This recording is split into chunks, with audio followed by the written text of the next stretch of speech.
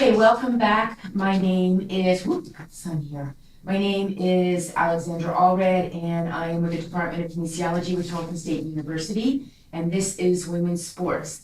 This is from the book When Women Stood, which is coming out March 2023.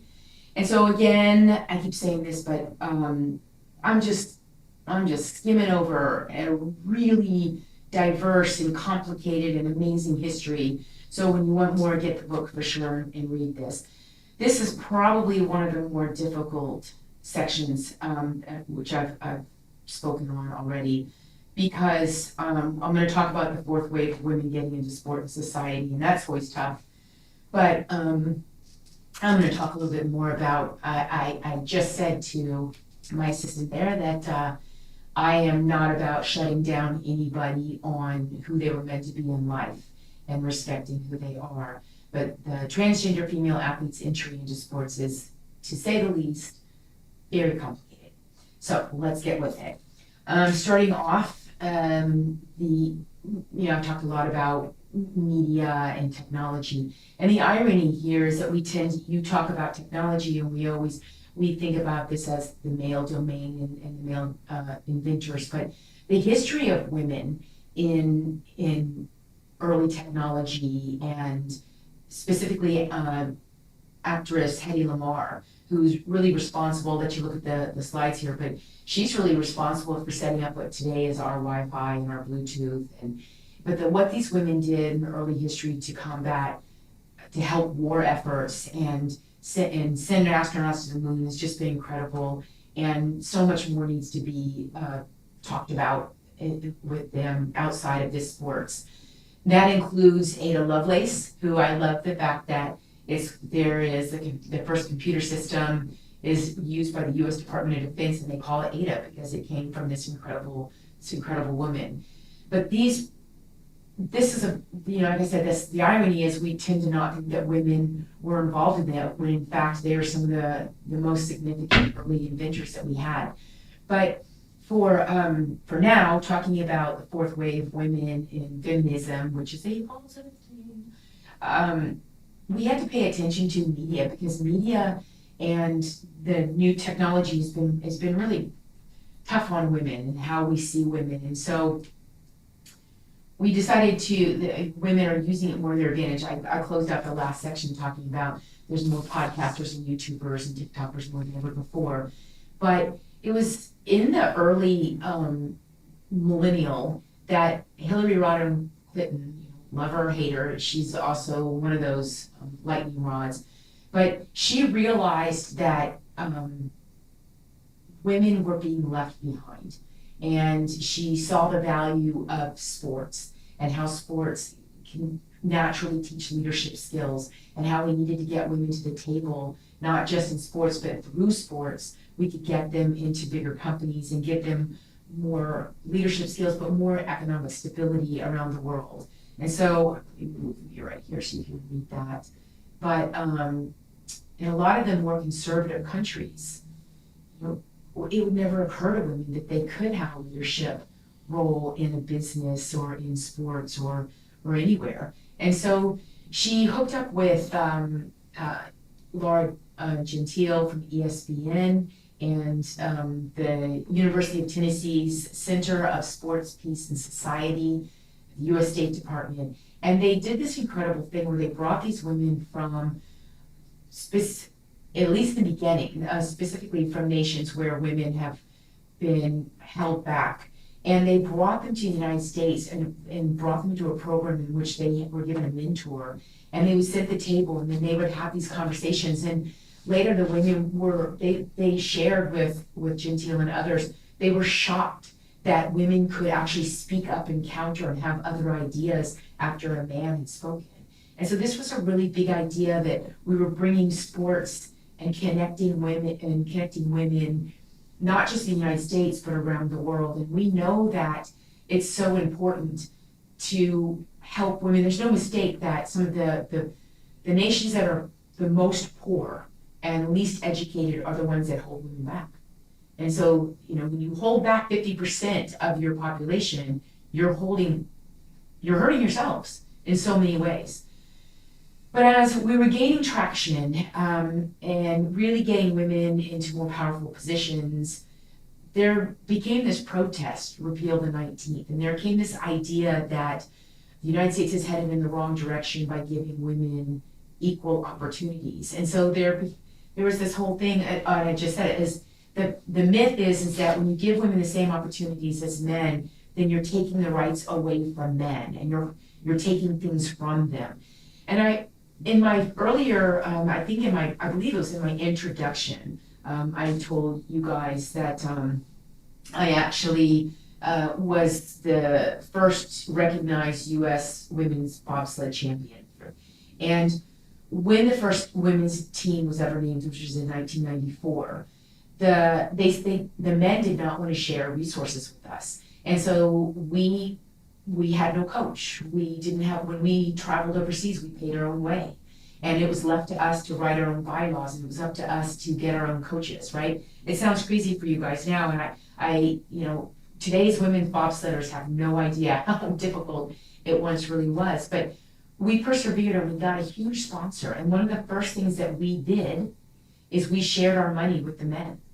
And even though they would give us nothing, we turned around and we showed them how it was done. And it was really then that the program really started to pick up.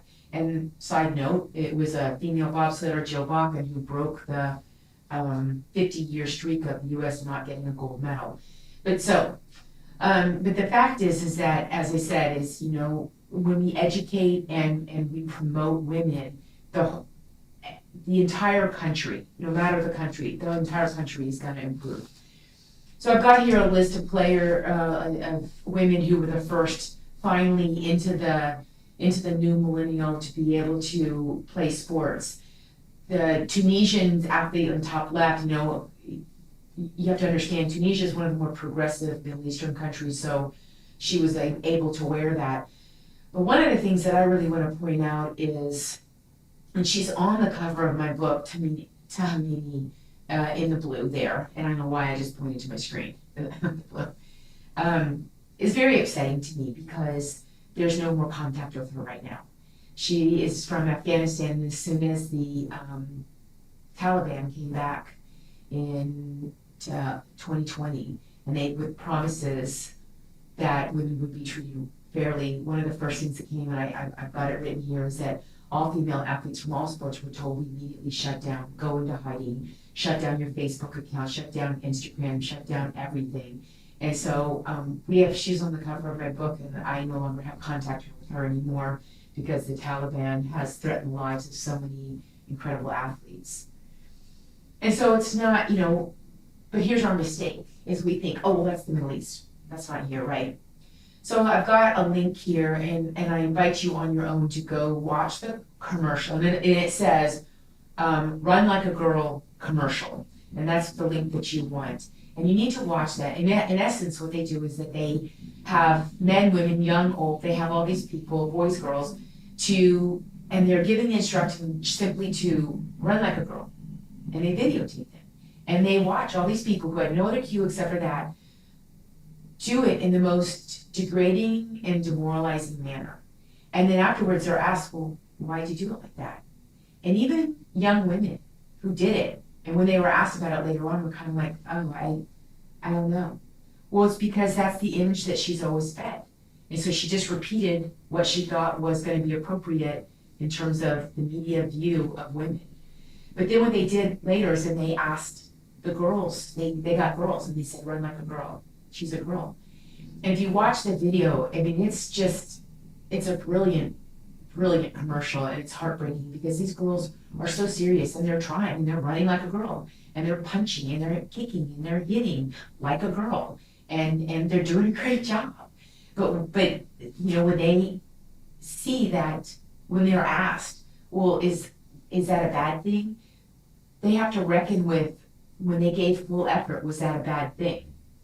But the most compelling thing was, this ran during the Super Bowl, right? And a lot of people were flipping out because we had a feminine hygiene product for the first time ever on a Super Bowl. And so, but that was on purpose because look at all the other things that we see, right? So let's have a conversation, especially since just under 50% of all the viewers were females watching the Super Bowl. So why not? And so some of the things that came in for responses immediately, I'm talking seconds after this commercial aired, hopefully one day men will have equality and be treated the same like a boy. Can we get like a boy commercial now, please? Like a boy is the most insulting commercial ever. Where's the like a boy commercial? On and on.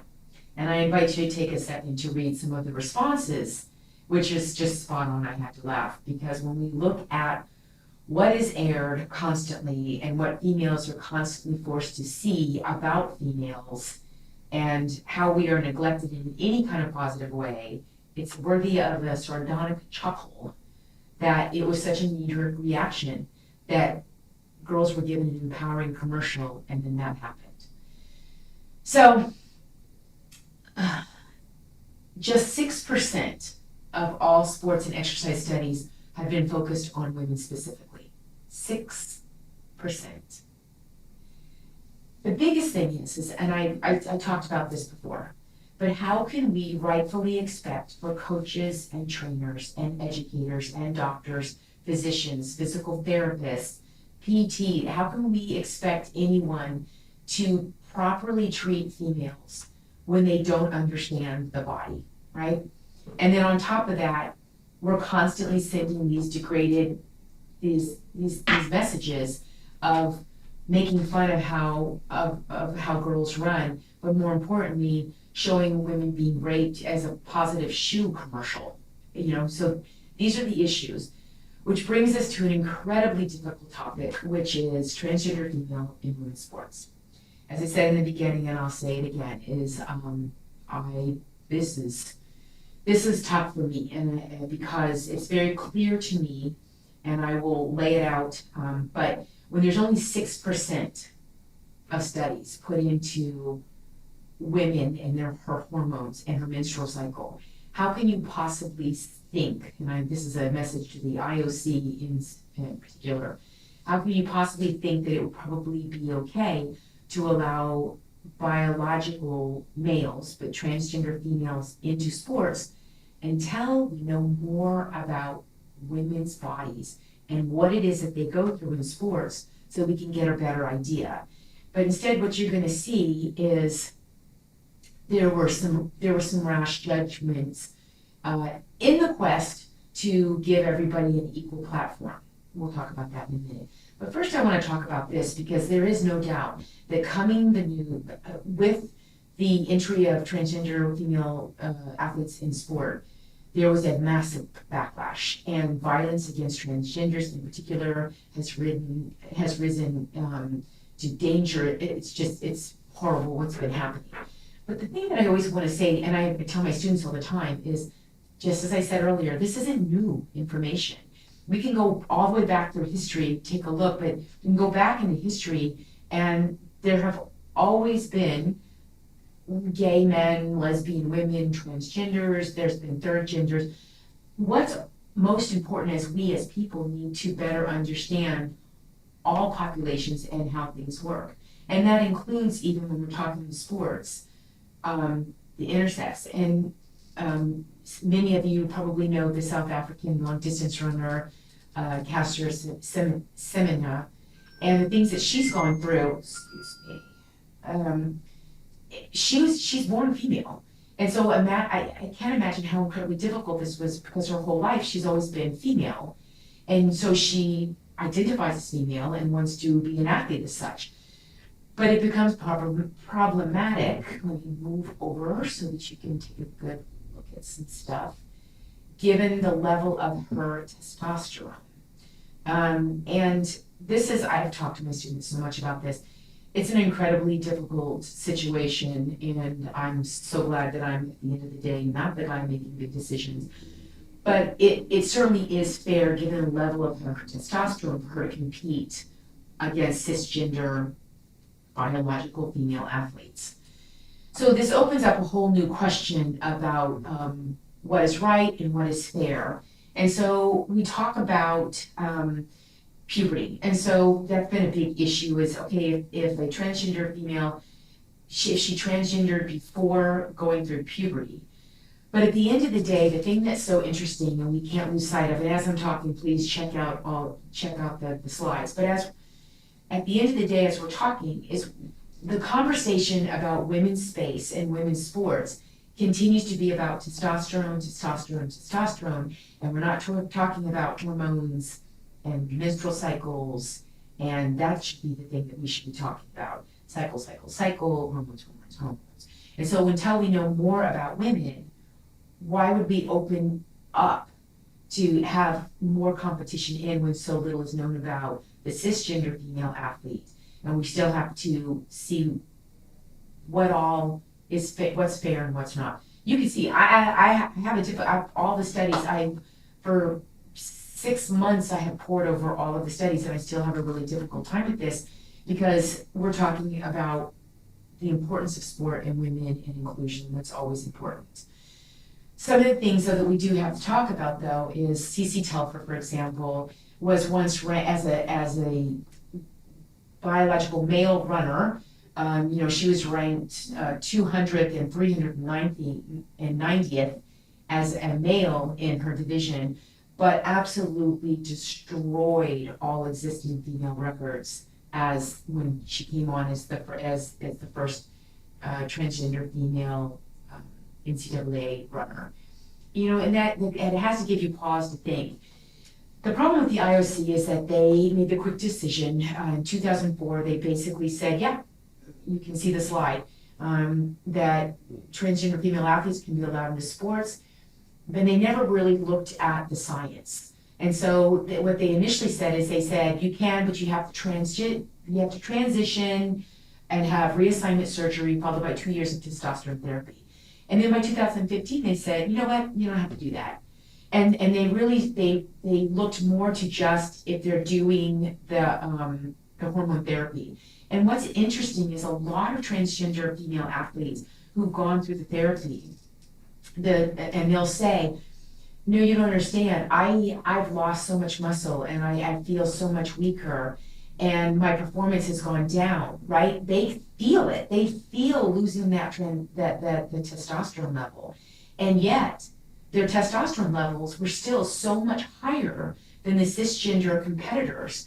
And so, as many cisgender female athletes have said to me, they're only getting a taste of what the true difference is between us as competitors. And so this has always been a thing. And so finally, more studies have started to come out, and we're starting to find out that there really is far more of a difference than initially believed. By 2020, even though these studies were coming out with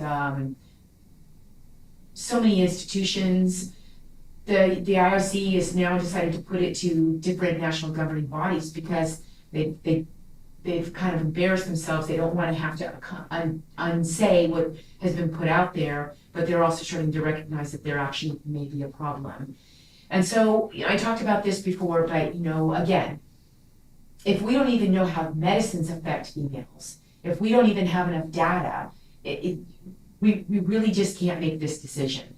But here's the reality, is for the transgender female athletes who want a space in sports, what are they to do? Where are they to go? And this has really created a big fight, right?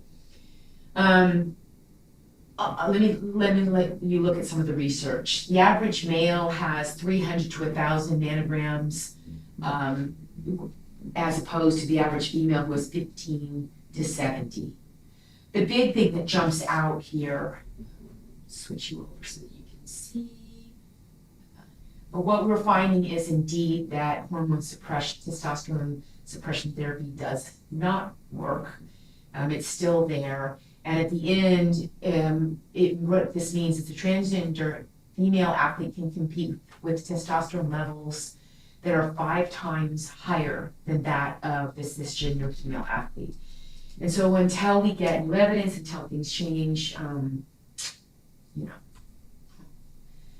I hate that I am promoting the idea of taking something from someone, but this is, as a lover, an absolute lover of female sports history and women and all the things that women have overcome. And there's still so much that has to be done, and not enough study has been given to us.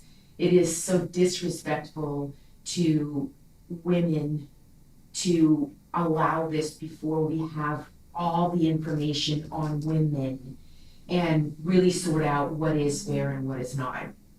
So here are some of the differences that you can see, that even with the testosterone suppression therapy, they still have greater muscle mass, they still have higher ratio of muscle to body weight and strength, greater bone density, they have thicker skulls, larger skeletal system, thicker and stronger ligaments, all make a big difference when you're in sports.